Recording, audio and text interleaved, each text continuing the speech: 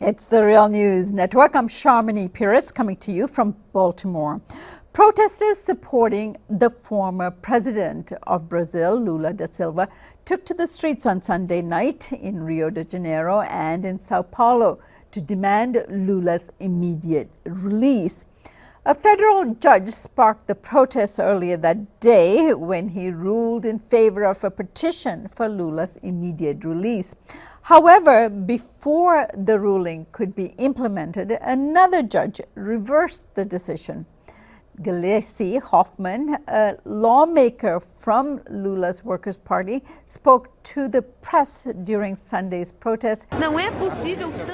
It can't be so much maneuvering for Lula to stay imprisoned.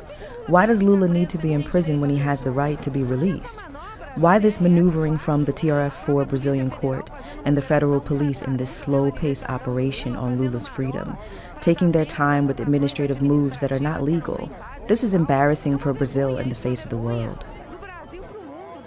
Former President Lula has been in prison since April of this year, where he is serving a 12-year prison sentence convicted of a crime for which prosecutors are yet to produce evidence. He is still appealing his case, and he has been charged with corruption for having allegedly taken $1.2 million worth of bribes in the form of renovations to an apartment that he never owned or lived in.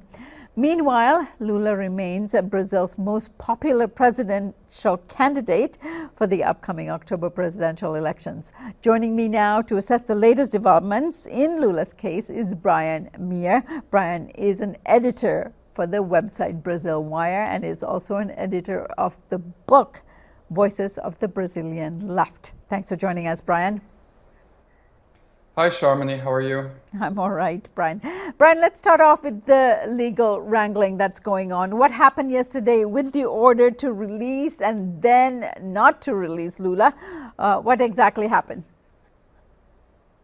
Okay, well, basically, since Lula was illegally arrested in April, the defense and his allies have filed a series of motions and petitions to get him out of jail. All of them with some legal basis in reality, you know. And on Friday, they tried it again. A couple congressmen, Paulo Pimenta, led by Paulo Pimenta, who's the PT leader in Congress, filed a petition to give Lula a habeas corpus. Surprisingly to everyone, on Sunday, the judge, Rogério Favretto, he issued an order to immediately release Lula. Now, at this point, Judge Sergio Moro, who is the leader of Operation Car Wash, which is a U.S. Department of Justice-backed anti-corruption campaign that's only been targeting left-wing politicians for the last 3 years. He was on vacation in Portuguese on the beach, apparently, and he heard about it, and he rushed to a phone and a computer, and he ordered the federal police in Curitiba not to release Lula, and he ordered the courts to ignore Judge Favretto's order to release, the habeas corpus. Now, the problem with this is Rogério Favretto is higher up than Moro in the judicial hierarchy. He's a circuit equivalent of a circuit court judge.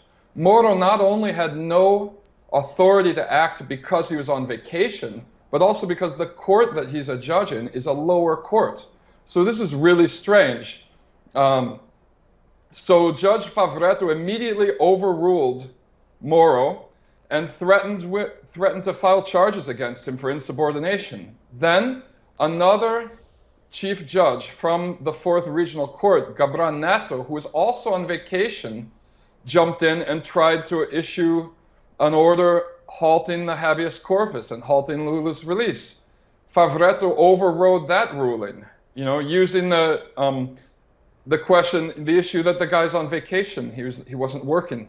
So then, as the order to release Lula within 1 hour was issued, tens of thousands of people took to the streets all over Brazil, not just in Rio and Sao Paulo, in Curitiba, in front of the federal police building where Lula's been held as a political prisoner in solitary confinement for 3 months, and in other cities across the country. People just took to the streets demanding Lula's freedom.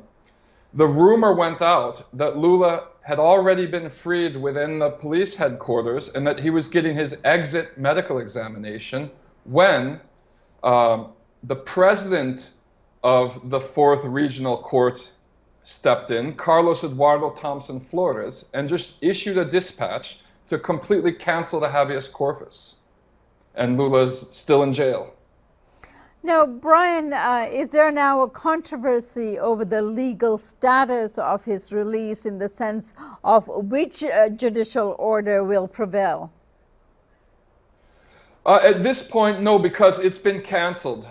The court president stepped in and canceled it. But what has happened as a result is it's just shown to the world what a facade Lula's entire imprisonment is. In other words, they can just ignore any court order that's favorable to Lula.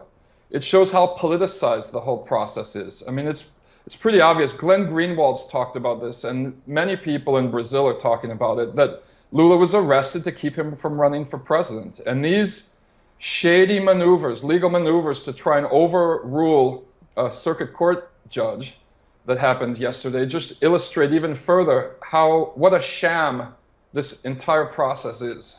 And who canceled the actual order now? The president of the 4th Regional Federal Court, Judge Carlos Eduardo Thompson Flores, who's like one step above Rogério Favretto on the org chart in that court. All right. Now, are there any chances that Lula will now actually be released and will be freed in order to stand for election in October?